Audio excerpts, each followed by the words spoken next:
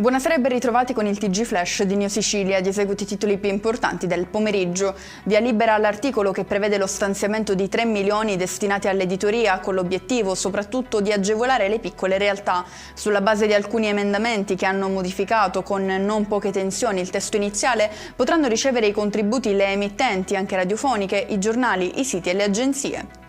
Archiviata l'inchiesta sulla strage di Ravanusa avvenuta l'11 dicembre 2021 con l'esplosione di una palazzina che ha portato al decesso di 9 persone. Lo ha deciso il GIP di Agrigento accogliendo la richiesta della Procura e dei legali dei 10 dirigenti Italgas. Ridotta a 18 anni e 7 mesi dalla Corte d'Assise d'Appello di Palermo la pena inflitta in primo grado a Salvatore Sedita, 36 anni, condannato per aver ucciso i genitori con 47 colpi di mannaia nell'Agrigentino. Lo sconto di pena è dovuto al riconoscimento di una parziale incapacità di intendere e volere.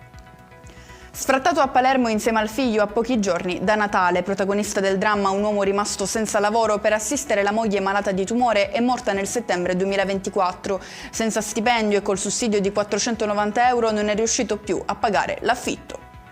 Chiudiamo con il meteo. La giornata di domani sarà caratterizzata da rovesci e temporali sulla maggior parte dell'isola, diramata allerta gialla per 7 province, esclusa solo la zona costiera tra Palermo e Messina.